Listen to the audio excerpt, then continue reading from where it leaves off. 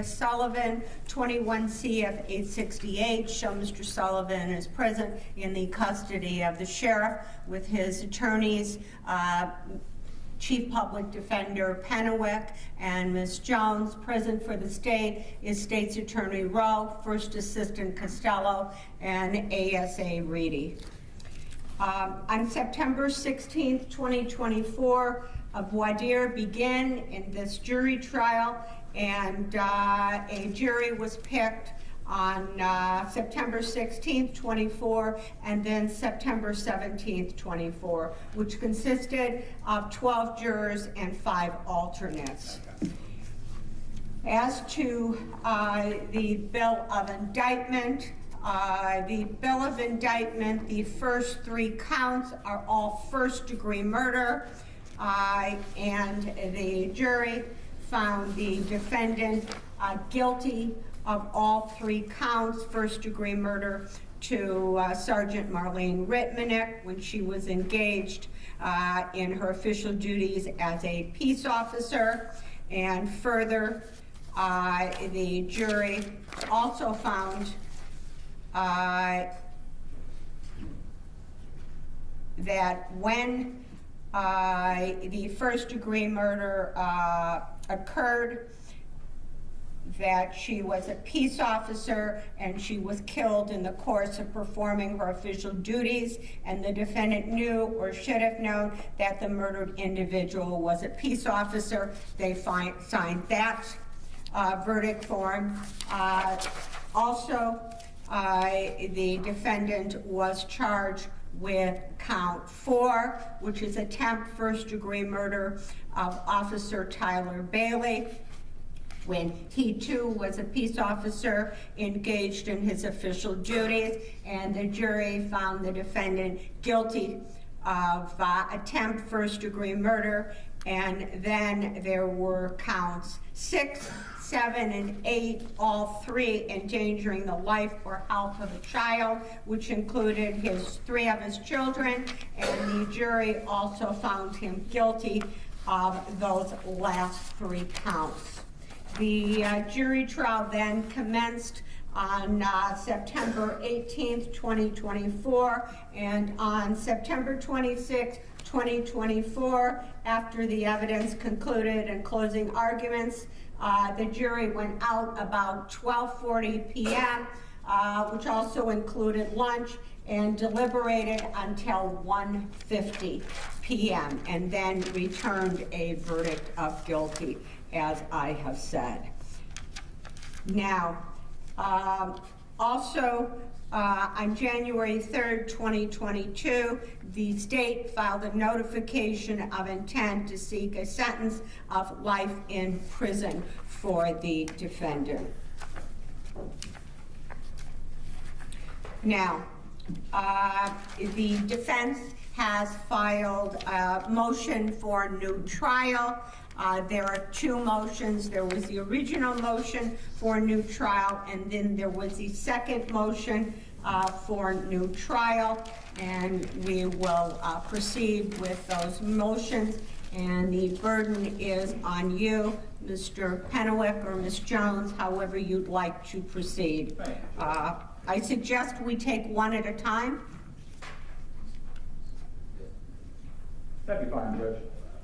Regarding the motion filed December 27th of 2024, on its face, Judge, it is self-explanatory, but I would like to add a few thoughts as we go forward.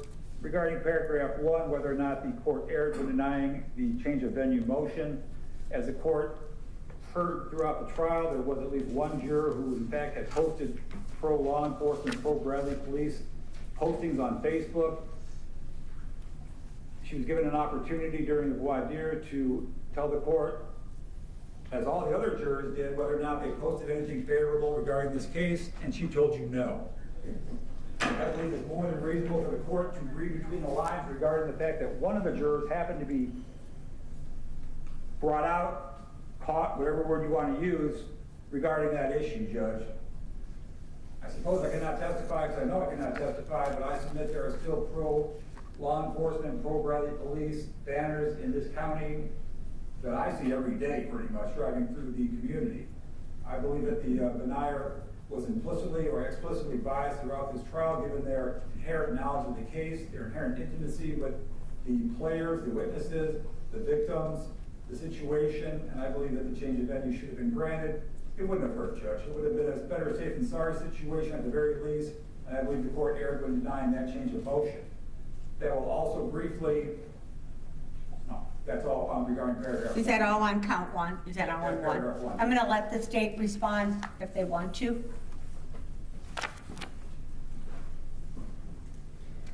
Yes, sir. The case law indicates that for change of venue, you need to first attempt to pick a jury with the veneer, which we were able to do. And the defense had strikes left that they didn't use, and the state believes that the court ruled correctly in denying the change of venue. It's your burden, Mr. Pennewick. You get the final argument. Nothing further on that issue, Judge. Nothing else? Not on that issue. All right, I believe I cited this case when I made my ruling and denied the motion for change of venue. This is a Supreme Court case, 168 Ill 2nd, 509, People versus Alton Coleman, of which says as follows. Again, in this case, the defendant contends that his right to fair trial was compromised because of the exposure to pretrial publicity about the case, and the law is as follows. A juror's exposure to publicity about a case is not enough to demonstrate prejudice. Jurors need not be totally ignorant of the facts of the issue. What is essential is the juror's ability to lay aside impressions or opinions and return a verdict based upon the evidence presented in court. I think, to the surprise of all of us, I'm talking about myself and the attorneys, we were able to pick almost all of the jury on the first day on September 16th, and then I think we picked the last alternate on September 17th. There was absolutely no difficulty in picking jurors, and the defense, I believe, did not use all their peremptories. So I believe my ruling was correct as to number one. Mr. Pennewick? Judge, regarding paragraph 2, the admission of the body cams, this is purely a legal argument, Your Honor, not a probative versus prejudicial argument, Judge. I believe that the foundation could have been laid so much better, so much more properly.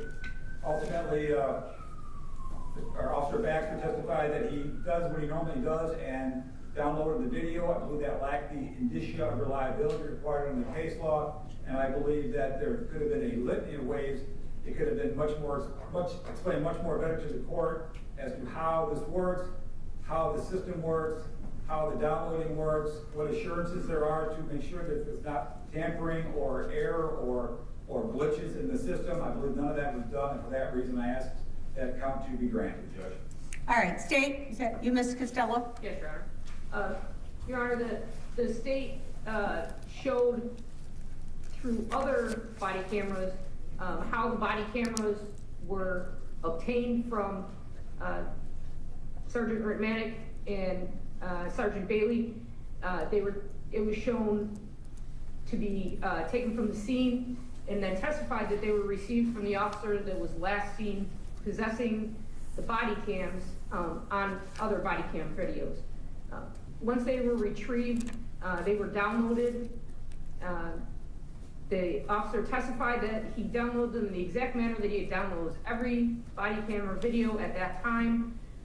And the body cameras themselves were preserved, as well as the download and recordings. And the state met its burden of foundation, and the state believes you ruled correctly. All right, final word, Mr. Pennewick, anything? No, thank you, Judge. All right, there is certainly a statute on body cameras, 50 ILCS 706 10-20 that talks about the requirements, and I believe the state laid the foundation.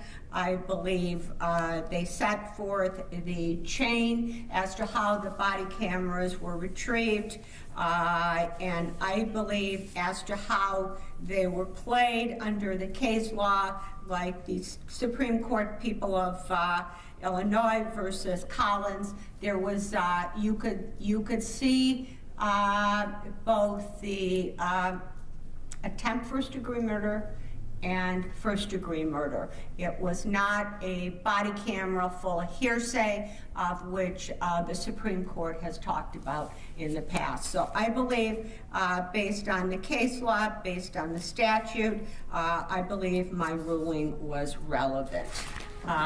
Number 3 then. Thank you, Judge. Number 3 pertains to the denial of Dr. Simone testifying in this case, Judge.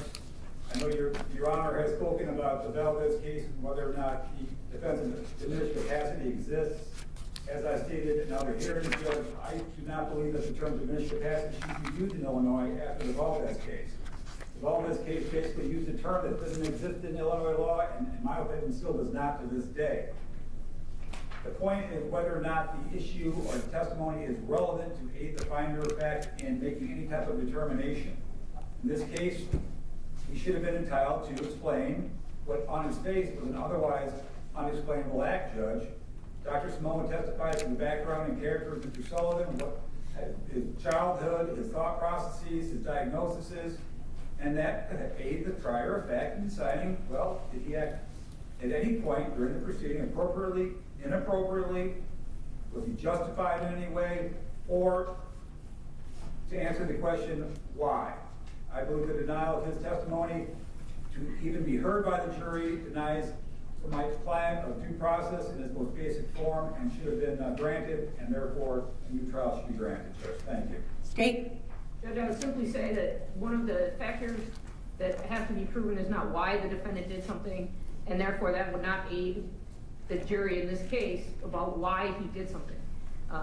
What aided the jury in this case is observing the body cameras of Sergeant Bailey and Sergeant Rittmanick, and we think that you properly excluded the testimony of Dr. Simone. Final word, Mr. Penwick, anything? Nothing further, Judge. All right. Further, Dr. Simone's reports were 16 to 18 months outside of when this occurred. The murder and the attempt first-degree murder were September 29th, 2021. The defendant, Mr. Sullivan, ran to Indiana. There was an extradition, and he was not even returned to our jail until January 4th, 2022, days after the murder had occurred. Then, years after he was in jail, in particular in 2024, Dr. Simone says in his report that there is no way I can make a diagnosis about Mr. Sullivan before I met him. Further, he says there is no way I can make a diagnosis at the time the murder and the attempt murder occurred. So he may be able to try to give us a diagnosis of PTSD and other diagnosis, antisocial, 16 to 18 months after the crimes occurred. However, he was not able to do it, and that came out of his own mouth in his paperwork, that he could not give a diagnosis on the day of the crimes. So I believe my ruling was correct. As to number 4. Your Honor, 4 in some ways reverts back to paragraph 3. However, as I've already stated, Judge, the defendant is entitled to defense, and there's actually a case that I have read in the past that says no matter how fanciful. In this case, Your Honor, there's no direct evidence as to what Darius heard or saw prior to going to the hotel door. There just wasn't, Judge. The state argued that, of course, he must have heard Tyler Bailey, Sergeant Bailey, talking to Ms. Harris. Of course, he must have known it was law enforcement. Of course, he must have known it was there for the dogs. There was no evidence of that, Judge. So we do not know what the defendant knew and when he knew it. And I believe the jury should have been given an opportunity to at least deliberate on the issue of whether or not he had an unreasonable belief. As you know, Your Honor, second-degree murder is an unreasonable belief that certain factors are in play, strong provocation, imperfect self-defense is what it's normally called. I understand the evidence, Judge. I've seen the body cam multiple times, as I know the court has, and I know other finders of fact have. However, Judge, the jury should have been given the opportunity to determine whether or not Darius was acting under an unreasonable belief of self-defense when this crime happened, and by denying the opportunity to do so, the trial should be reversed. Thank you, Judge. State. Judge, there's no evidence at all regarding defendant having an unreasonable belief or any belief of any kind that the people at the door were not police officers. In fact, the window was open. A reasonable assumption of what the reasoning for the window being opened in January when it was snowing and cold was that the defendant was going to attempt to jump out the window. And the defendant would not have attempted to jump out the window in the middle of winter had he not known the police were at the door to arrest him. And as slim a possibility as it may be that he was not aware that they were police officers when he chased Sergeant Ritmanick down the hallway, she clearly had a vest on that said police. He took her duty weapon out of her duty belt and he stood over her and shot her. And there is no reasonable belief that he could not have known she was a police officer at the time he did.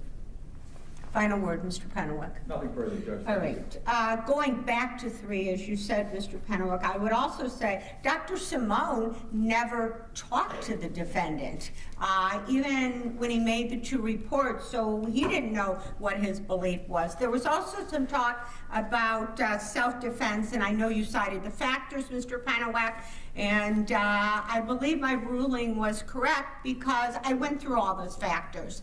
In this case, we can see on the body camera that that Officer Tyler Bailey couldn't have been more than patient. He was extremely patient. And all of it took about 14 or 15 minutes when he's knocking on the door. He's not pounding on the door, he's knocking on the door very gently, and then he waits a minute or 2, and then he knocks again very gently. And he does that 5 times, asking Exandria Harris to open the door. He really never yells. He's very patient, and then she finally opens the door. But in order to have self-defense, the defense needs to show some evidence, however slight, and defense simply didn't have that. They were required to show that there was force threatened against the defendant. That was not there. They were required to show defendant was not the aggressor, and that certainly was not there, because he was the aggressor. That there was danger or harm to the defendant was imminent, which was not true. Force threatened to the defendant was unlawful. That was absolutely not true.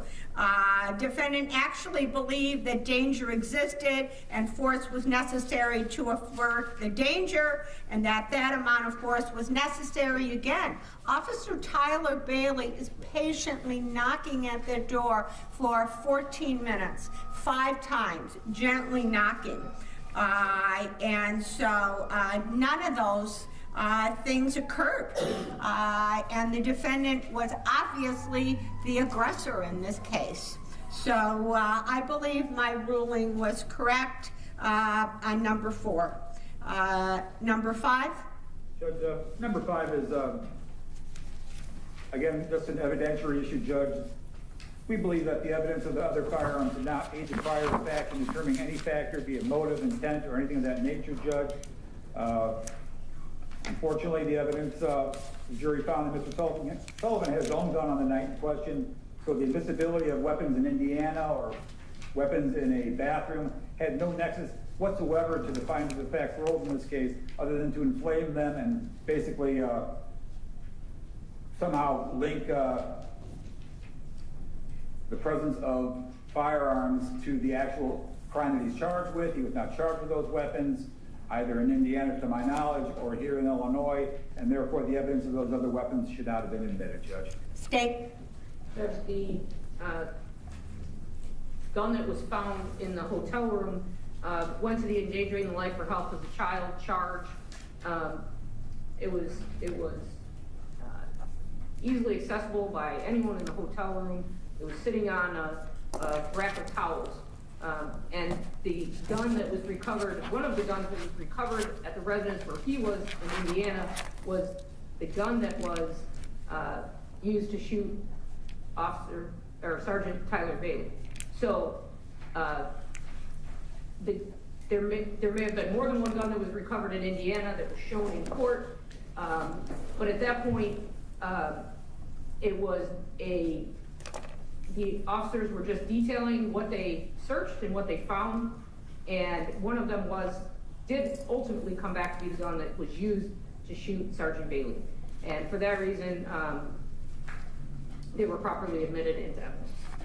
Mr. Penwick? No further argument, Judge. All right. I would further say there was a search warrant signed by Judge Cunnington on January 30th, 21, that allowed the officers to go into Comfort Inn room 308. I will show also, as the state is saying, that one of the guns found was the gun used to shoot Officer Bailey. And further, the defendant was charged and is convicted of 3 counts of endangering the life or health of a child, and weapons were found in that room where the 3 young children were. So I believe, again, it was an appropriate ruling. Mr. Penwick, you have a second motion for new trial.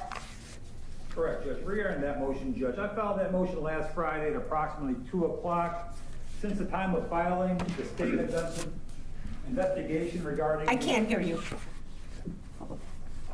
Since the time of filing, what? Since the time of filing, Judge, the state has interviewed some of the correctional staff, and there are 2 particular officers that they obtained statements from, Officer Fox and Sergeant Hernandez.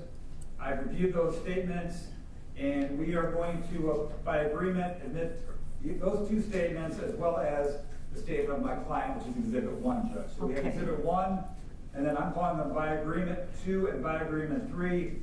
We're submitting all 3 documents at this time. And of course, I have not seen those other 2 documents, so I don't know what they say. Understood, Judge. Okay. You want to give me a minute then? At least. Bad Xeroxing though, you guys. That's me. My toner's out, Judge. I apologize.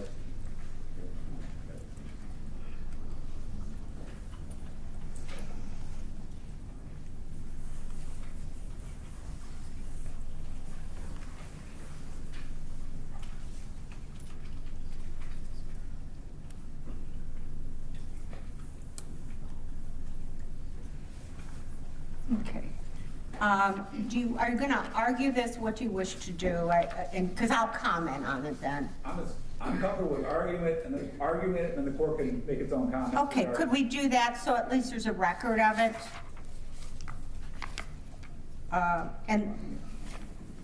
Okay. Is that all you want to say about it, Mr. Penwood? No, Judge, if I may, Okay, Judge. yeah.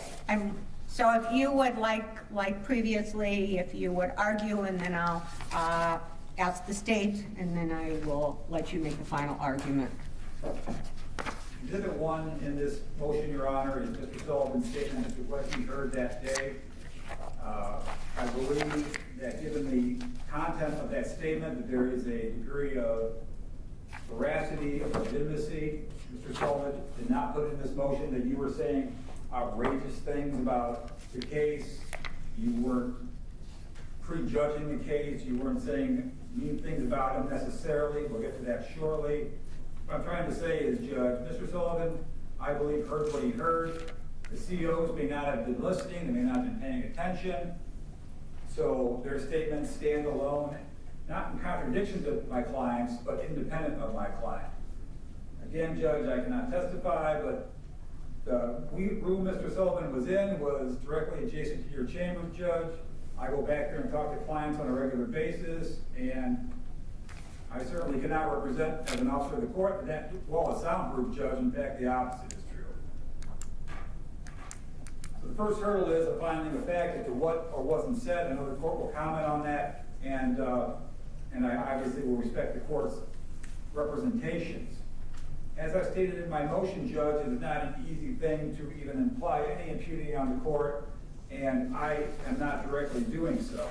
However, Judge, I do believe, given the context of Mr. Sullivan's statement, there may be an erosion of public confidence regarding the procedure in this case, Your Honor.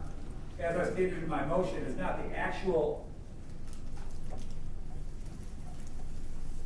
prejudice that is required, it's the appearance of impropriety, Judge. Mr. Sullivan, who was exercising his most fundamental constitutional rights, heard what he heard, and he took that to mean that the court had some type of problem with the way he was acting, how he was representing himself in court, and I believe for that reason a new trial should be granted, Judge. State. Judge, if you look carefully at the statements included in Mr. Sullivan's two handwritten notes, Yes.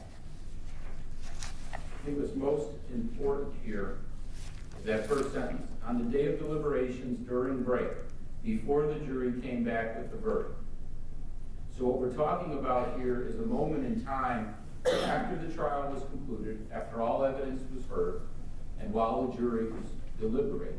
And I think it's important for the record to reflect, as Mr. Pennewick pointed out, while the room in which Mr. Sullivan was held abuts the court's chambers, the room in which the jury was deliberating is far out of earshot from the judge's chambers. And I think it's important that the record reflects that. It would be impossible for those jurors to have heard anything that was said, if anything was said, in the judge's chambers. As you look at Mr. Sullivan's statement, he says that at the time... And I'm wondering if we might ought to read it into the record. If you could do that since you started it. So Defendant's Exhibit 1 is a handwritten letter signed by the defendant, Darius Sullivan. It states, on the day of deliberations during break, before the jury came back with the verdict, the judge presiding over my case was overheard making numerous statements toward my case as she sat in the judge's chambers speaking to someone. The statements made were, quote, he has not showed one bit of remorse throughout this entire case, end quote. Quote, he has not showed not one bit of emotion at all during this case, end quote. Quote, he could have at least showed some type of emotion or something, end quote. These are the main comments that I remember that shows that she already had a personal opinion over my case, which means that she won't be able to be fair and impartial during my case. As a judge, there should be no personal opinion against me or my case. Today these comments were made. I was accompanied by two guards. One was Correctional Officer Fox and Correctional Officer Hernandez. They were there while these comments were made. I'm signed Darius S. Period. The second page, That's the one still. I'm still Defense Exhibit 1. On the second page, as a result of these comments, I would like a substitution of judge based on the fact that Judge Elliott has a personal opinion toward me in my case and will not be able to preside over my case fair and impartial.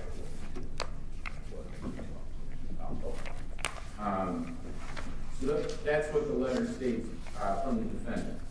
Now, those allegations, Your Honor, that a statement was made when we received that from Mr. Pennewick, and mind you, I believe we received that, we first discussed this perhaps on Thursday of last week, and I believe so. We received the statement on Friday, and we immediately had this looked into. And Detective DJ Brown, Kankakee County Sheriff's Department, and Chief Horseman, the Kankakee County Sheriff's Department, both conducted an investigation into this. They spoke not only with CO Fox and Sergeant Hernandez, but they spoke with additional individuals. So I would tender you what both parties have stipulated foundation for, which is People's Second Motion Response Group Exhibit 1, items A through G. Those are 5 statements, Your Honor, from officers and 2 reports from the interviewing officers. And I'll just read you the highlights, Your Honor. Correctional Officer Fox, which is People's 1A, says, I, COT Fox, did not hear any negative or derogatory comments, remarks, or statements made by anyone towards inmate Sullivan at any time while he was under my supervision or in my presence during this assignment of duty. Go to People's 1B, this is a statement from Deputy Marcotte. Deputy Marcotte was never even mentioned by the defendant, yet he was tasked with providing security at the courthouse throughout the entire trial, so it was possible that he may have been present for some of that period of time.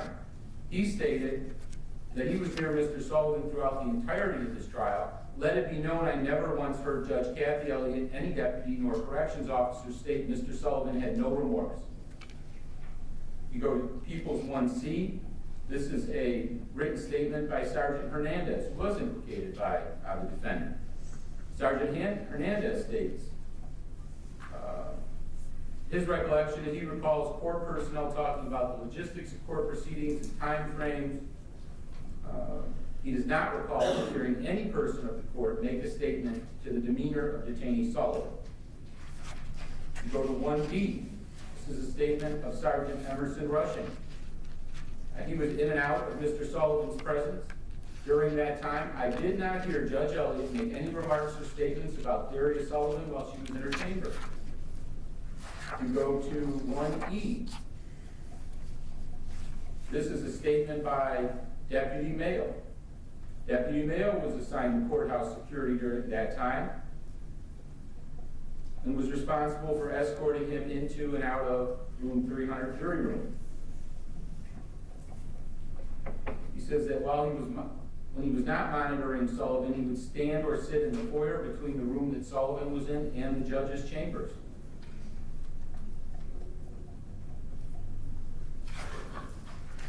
The conversations he recalls, Your Honor, engaging in with deputies and corrections staff included directions to deputies about when to move Sullivan into the courtroom and other conversations which were candid and unrelated to any courthouse operation.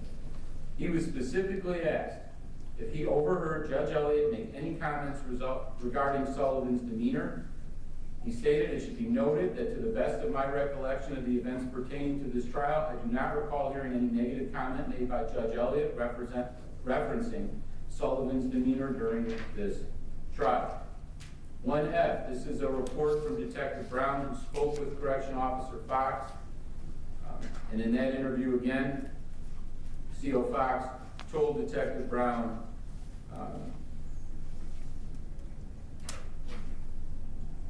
when asked if he heard the judge specifically say anything about or to Sullivan, CO Fox said, not at all. The last one, B, is a report from the interview by Chief Horstman of Corrections Sergeant Joe Hernandez. Again, Sergeant Hernandez in that interview was asked the same question. He stated he did not hear any opinions or comments regarding the trial or Sullivan at any time he was in the presence of Sullivan. Now, even assuming, Your Honor, even assuming that that statement was made, just for sake of argument, I would point the court to the case of People versus Davis, which is from our Illinois Supreme Court, 95 Illinois 2nd 1. And in this case, prior to trial, the defendant had moved for a substitution of judge on the grounds that he believed the judge held a bias against him because she had previously presided over an unrelated murder trial, I believe, the co-defendant. The motion was denied. This was a death penalty case. After the jury returned a verdict imposing the death penalty, and I'm reading specifically from 95 Illinois 2nd 1 at page 24. After the jury returned a verdict imposing the death penalty, defense counsel inquired as to whether the judge could set aside the jury's verdict. The judge indicated he need not determine whether he could substitute his judgment for that of the jury and stated And this is a direct quote of what the judge said. Mr. Davis is a no-good, cold-blooded killer that doesn't deserve to live. The appeal was based upon the defendant's contention that that statement proved that the judge had been prejudiced against him, and therefore the pretrial motion for substitution of judge should have been granted. The Supreme Court held in this case, and I quote, "Without commenting on the propriety of the statement, it does not indicate that the judge was predisposed against the defendant during trial. The review of the record does not disclose any instances of inappropriate judicial behavior or intentional unfair treatment of the defendant. Consequently, there was no error in disallowing the substitution of judge." The lead judge, the standard for a substitution of judge is similar to what counsel is arguing here today. Specifically, even the appearance of impropriety. If those comments don't rise to even the appearance of impropriety or would have justified even a motion for substitution of judge, I believe that what Mr. Sullivan is accusing the court of stating in this case could never rise to that level. I would further, again, remind this court that, again, just for point of argument, assuming that those statements were made, if those statements were made, they were made during the time while the jury was outside of the judge's earshot, while the case had already concluded, while they were deliberating, and they deliberated for a very short period of time, and there were no questions that came forward. The next time we heard from the jury was with the verdict, and the verdict was guilty. So I would ask this court to deny the defendant's second motion for a new trial, as I do not believe that, even taken as true, that would rise to the level of the appearance of impropriety or any type of impropriety and had no impact on the trial. There's nothing before this court to say that Your Honor held any bias against the defendant during the trial, that you made any rulings based upon bias against the defendant during the trial. Every ruling you made, Your Honor, was based on case law, it was based on statute, and it was well-founded. We ask that their motion be denied. You get final word, Mr. Penaway. Oh, thank you, Judge, that's all. Nothing further. Oh, nothing further? All right. I don't believe it happened. I have no recollection of having that conversation. I can say this, there were at 12:40 when the jury went out and was deliberating and being fed, there were numerous conversations with the sheriff, with the undersheriff, with the head of security here, Emerson Rush, both with the state and with the defense about the procedure that would occur when the jury came back with a verdict, further as to whether uniforms should be worn or not, because I was going to have to poll the jurors, and there were that was most of the discussions from 12:40 to 1:50 was the procedures that were going to occur when the jury returned.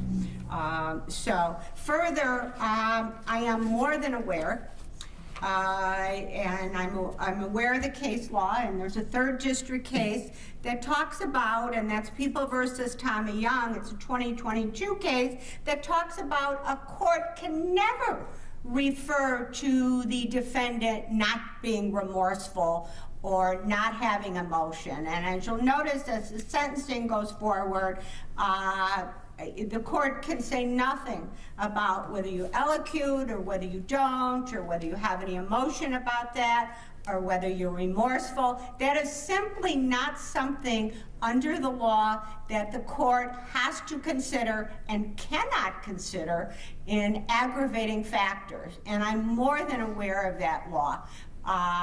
So I do not believe I said it. I'm not biased. I'm not predisposed. I believe all my rulings in this case have been fair based on the case law. Everybody knows I use case law to make rulings, and I am more than aware that remorse can never come into a sentencing or a trial. Further, I will point out, as the state's attorney said, this was not a bench trial. It was a jury trial, and the jury came back with a verdict in about an hour and 10 minutes. and they were not close to where Mr. Sullivan was being kept, nor were they close to my chamber. So I am, based on the evidence that was presented, case law, am going to deny the motion for new trial and the second motion for new trial. Thank you, Judge. Yes. We will now proceed to sentencing. Now, as we proceed to sentencing, I want to make sure both sides received the pre-sentence report that is dated November 18th, 2024, and whether there's any additions or corrections. I'll ask the defense first. Do you believe there's any additions or corrections? No, Your Honor. Okay. State, any additions or corrections? I don't believe so. No? All right. As to a sentencing hearing, how it works is I will ask the state first if they have any witnesses, which can include impact statements, and then I will ask the defense if they have any witnesses, including the defendant, and I think I just put on the record that if the defendant chooses not to make a statement, the court cannot consider it. And then the next step is for the state to argue what they are asking the court to sentence the defendant to, based on the guilty findings, and then the defense will argue what they want the defendant to be sentenced to based on the jury's findings, and then the state will have the final word, and the court will then make its ruling. So,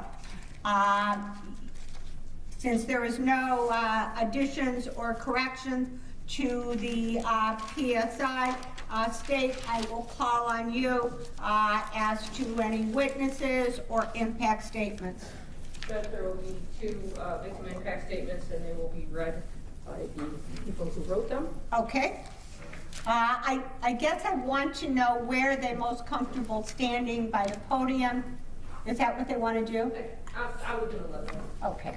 choose where they want to stand, so if you want to stand up for me. Is that, okay. However, if she wants to stand there, that's fine too. I asked her where she wanted to stand. Okay, wherever you'd like to stand. Just read it loud enough so my court reporter can take everything down. Thank you.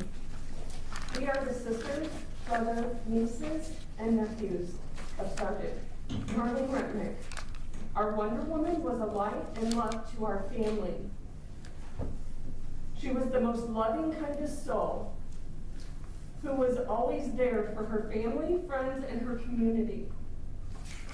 Her heinous murder will leave us forever missing that beautiful smile and laugh. Our hearts will never be whole again. Marlene's murder has left us trying to figure out how to go through life without her. This senseless crime has left us paralyzed in the way she died. Such a beautiful person to be taken away so violently and maliciously. Marlene was so much more than a peace officer. She was a wife,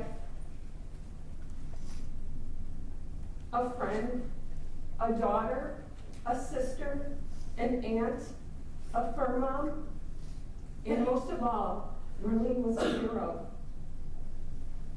She was absolutely full of life and love. Marlene was an outstanding peace officer who advocated for all of her community and beyond. Our family has heard and seen many amazing stories of her leadership as a peace officer and what she did for the community to keep us safe and cared for. From helping people with car problems on the side of the road,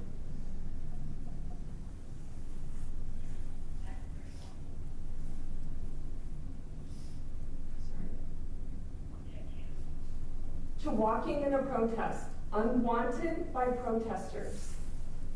Marlene explained that their voices needed to be heard and that she was going to make sure they were heard safely and peacefully. At the end of the march, the leader asked Marlene to pray with them. So she got down on one knee and prayed with the protesters. The leader then praised Marlene for being the person she was. These are only a couple of examples of her love for the community. No matter who the person was, the past they had, or what situation they were in, she made it her mission to meet them where they are in life and help them make strides forward. Honorable Judge, as we know it, that night, Marlene was executed with her own gun, begging Darius Sullivan to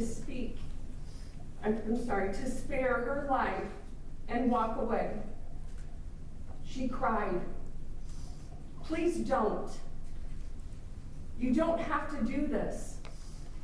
You can go. Please don't." He heard her cries, took her gun, and shot her twice in the throat to leave her lifeless. After he had shot her partner in the head just moments before, what kind of monster would do such a thing? Darius showed that night that he was not interested in self-defense or protecting his family. He was only interested in killing those two officers. He didn't care about who they were as people, what he would be taking from them, or the consequences that would be thrown on his own family. No matter the sentence Darius Sullivan is handed, it will never be good enough for what he did. Life in prison doesn't seem fair enough. He still has some sort of life, and Marlene does not. To Darius Sullivan, you have no idea the effects of your actions regarding what you did on December 29th, 2021.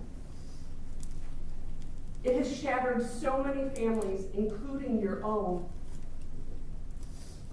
Your friends that you involved, the community, the Bailey family, and the Rittmanick family. Just think how your senseless actions have impacted their lives. How no one's life will ever be the same after what you did. Even your own children. Your own children. What you put them through, do you even care?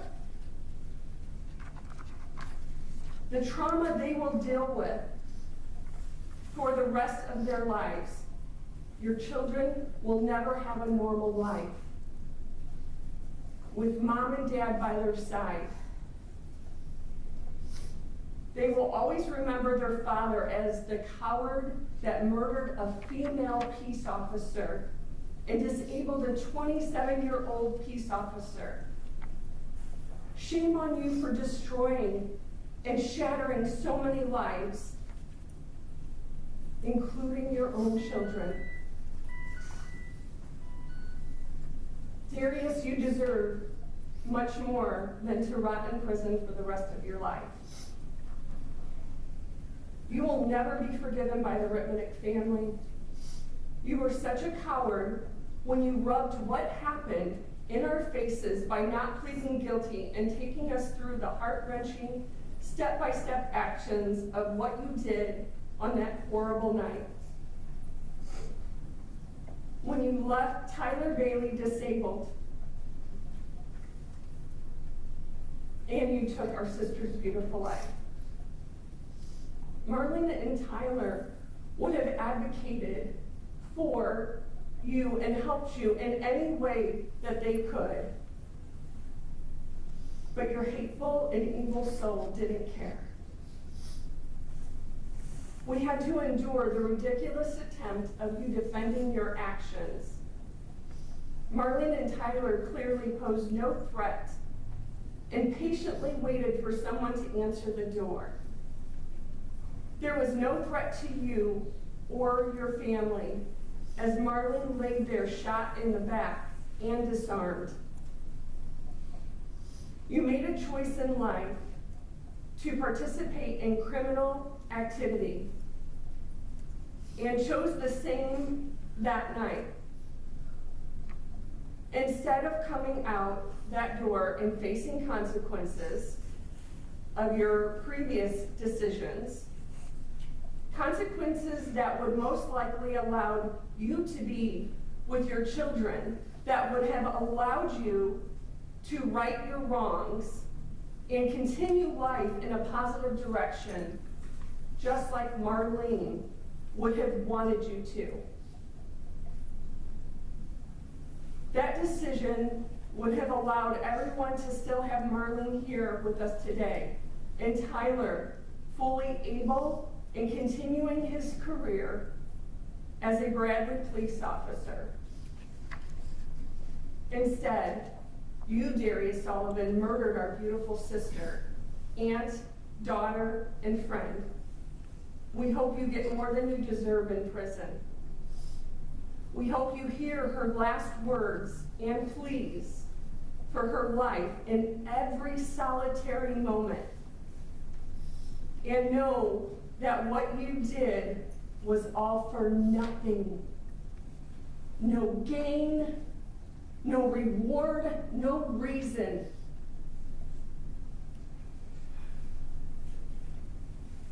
The one thing you did not take from us was Marlene's spirit and her legacy.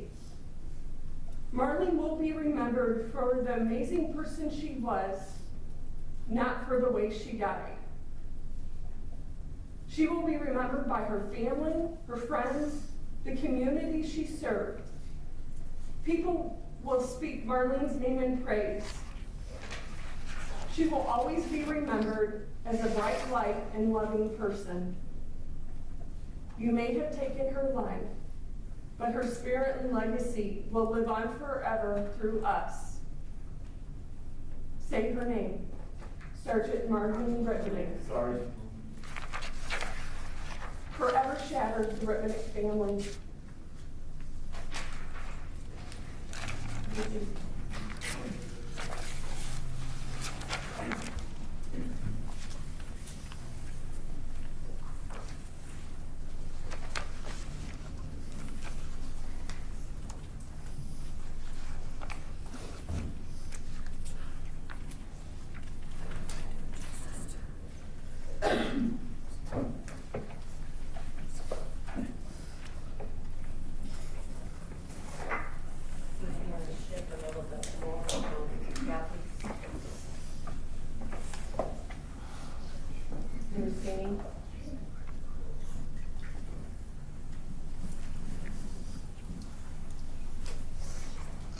Never in my life thought I would feel this amount of anger and rage for another human being. For the mere thought of you, let alone attending any court case for anyone involved in conjunction with this senseless act of violence, makes my entire being tense up into a ball of knots, grinding teeth and clenched jaw. You have no idea the havoc you wrought on me, Sergeant Ritmanek's entire family, her colleagues, and her friends. You know why we all wear Sergeant Ritmanek shirts, chains, wristbands, badges? Because it reminds us every single day the battle we fight in her name to ensure all of you serve the maximum sentence to everyone involved. You executed my police officer in cold blood.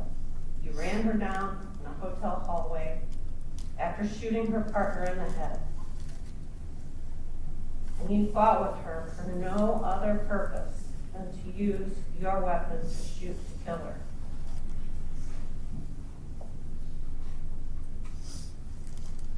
As your gun jammed, you tried to unjam it with your teeth.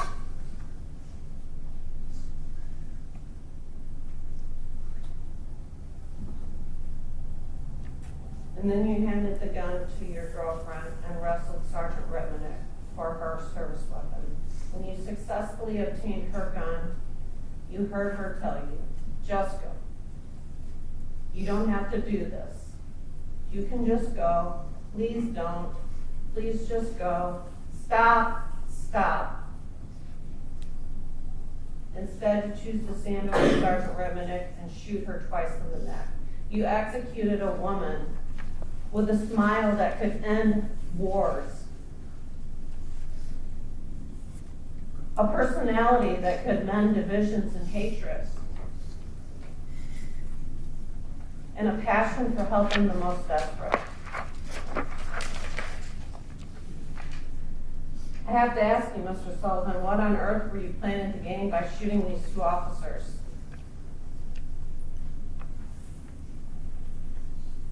You were caught a couple of days later, as seen on body cam video, you begged for your life, asking the police, please, don't shoot. Don't shoot me. Why would you beg for your life at that point? Did you deserve it?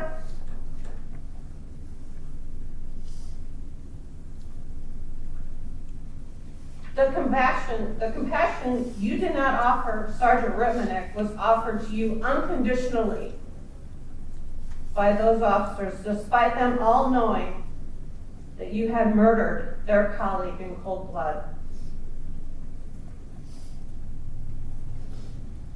Your trial is finally behind us, and you are hopefully going to prison for the rest of your miserable life.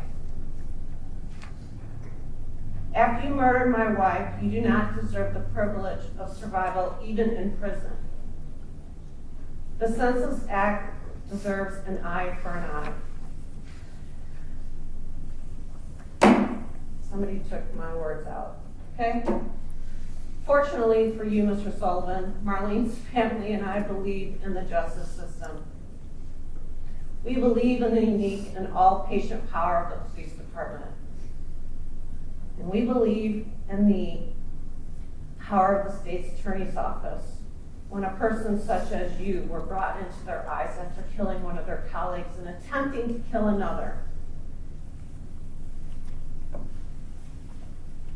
We also believed in the court system where a judge would oversee a fair and safe trial for all, and a jury of your peers would convict you in less time it takes for everybody to finish lunch.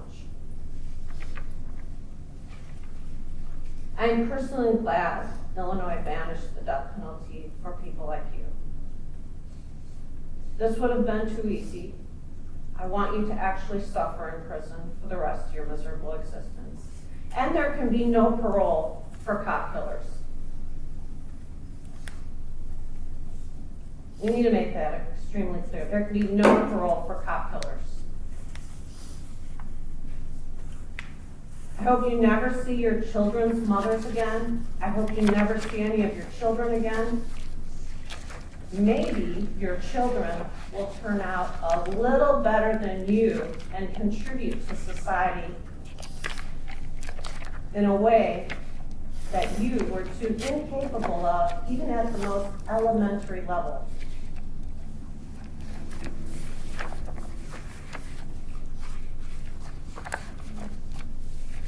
You put your own children in a potential line of fire and held loaded weapons in a hotel room where the children had access. You put your own children and your own family in harm's way that night.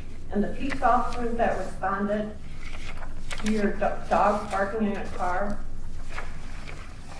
were only there to help you and your children.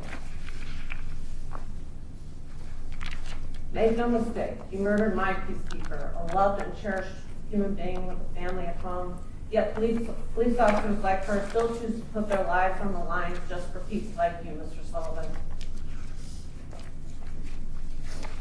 Sergeant Ritmanick could have saved your spineless self.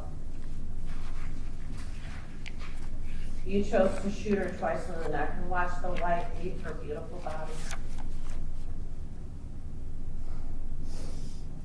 My wife, Marlene Ritmanick, is a hero in the state. Her name will live in infamy because at every turn, her family, friends, colleagues, and the community will continue to say her name, Sergeant Marlene Ribnick, the community leader and friend. The only thing left in this 3-year trial is for you to be sentenced to life in prison without the chance of parole, ever.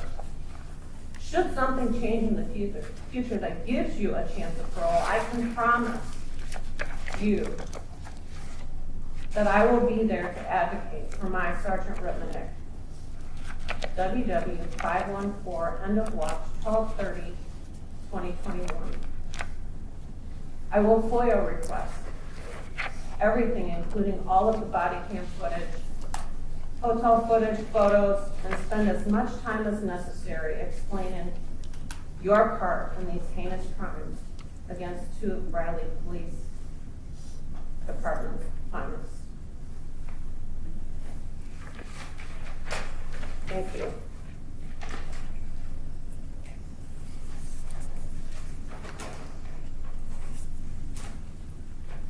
State any further witnesses? We have no other one. No? Okay. Defense? No evidence, Your Honor, and my client chooses not to allocate at this time. Okay, that's his choice then. All right, now we will move to sentencing. Who's, Ms. Costello, is that you? Yes. Okay. Count 1, 2, and 3 are all first-degree murder of Marlene Ribnick. They all merge. What are you asking for? Judge, on December 29th of 2021, Sergeant Ribnick and Sergeant Bailey were fully dressed in police uniforms. They had various insignia that indicated that they were police officers, and they knocked on the door of the hotel room 308. Defendant occupied that room. They announced multiple times they were police officers. At 13 minutes and 45 seconds after the first knock, the defendant fired his gun while his son stood behind him, his 8-year-old son. Sergeant Tyler Bailey was struck in the head by the bullet.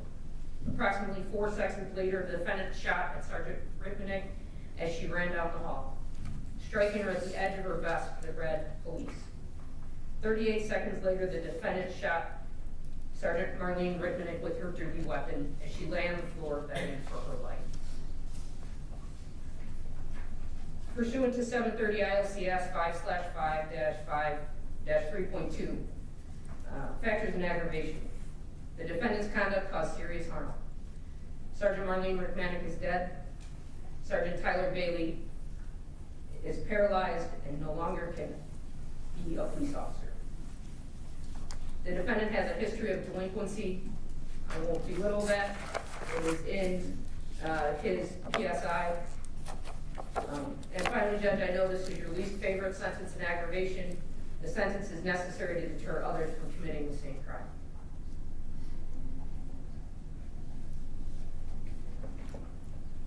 Pursuant to 730 ILCS 5/5-8-1 C III or 3, the court shall sentence the defendant to a term of natural life imprisonment if the defendant, at the time of the commission of the murder, has attained the age of 18, which this defendant has, and he is found guilty of murdering a peace officer when the peace officer was killed in the course of performing his or her official duties, or to prevent the peace officer from performing his or her duties, and the defendant knew or should have known that the murdered individual was a peace officer.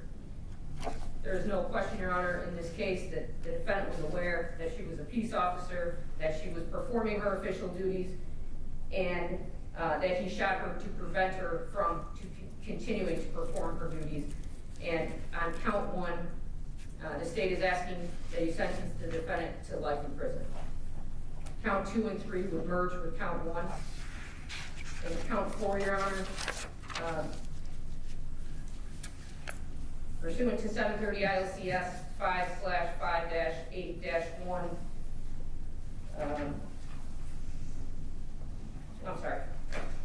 720 ILCS 5/8-4 C1. A person who is convicted of attempt may be fined or imprisoned. The The sentence for attempt to commit first-degree murder is the sentence for a Class X felony, except under paragraph D, an attempt to commit first-degree murder during which the person personally discharged the firearm that approximately caused great bodily harm, permanent disability, permanent disfigurement, or death to a person is a Class X felony for which 25 years or up to a term of natural life shall be added to the term of imprisonment imposed by the court. Judge, the state would ask that you sentence the defendant to the maximum, which is 80 years in prison, with an additional add-on of life in prison. Those two sentences would be served consecutively. The defendant is also charged with 3 Class A misdemeanors. The state would ask that you sentence the defendant to 365 days in the county jail, and those 3 sentences would be served concurrently. Mr. Penaway? Nothing, Judge. Nothing? All right. Nothing else, state? No. Okay. Mr. Rutherford. All right. I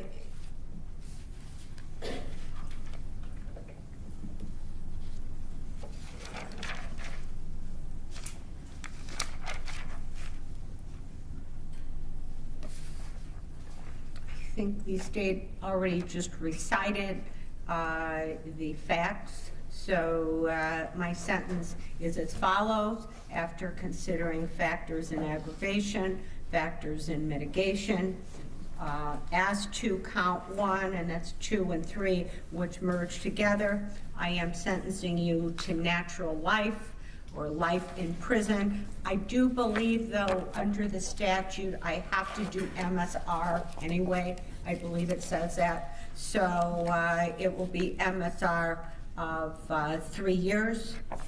As to, and that is as to Sergeant Marlene Rittmanek, as to Officer Tyler Bailey, that is a Class X, but you personally discharged the firearm that permanently has disabled him.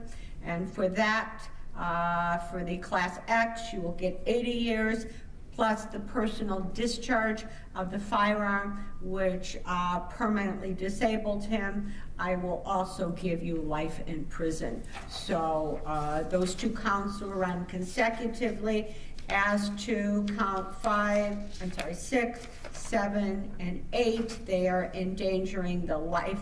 And I'm sorry, as to that, I think I also have to put the MSR on. I believe it is 18 months, Shelby, for the minimus. As to count 6, 7, and 8, endangering the life or health of your children, those are Class A misdemeanors. So the maximum sentence you could get is 364 days in the county jail, which I will give you. All I can say, the murder and the attempt first-degree murder clearly are depraved acts that showed you had absolutely no respect for human life. I will now give you your appeal rights.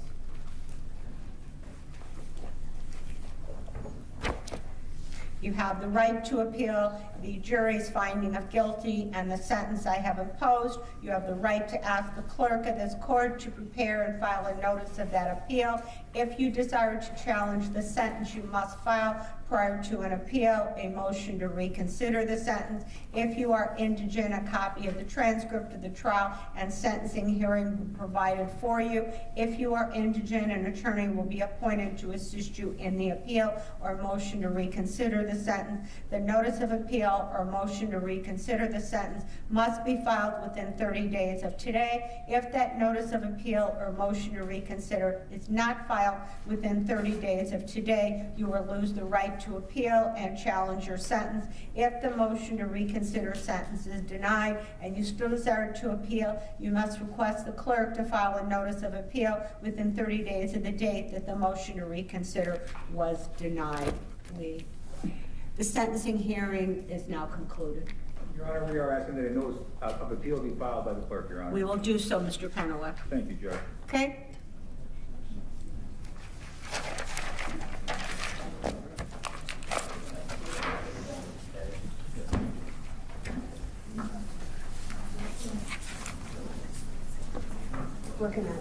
We may have to do one more thing.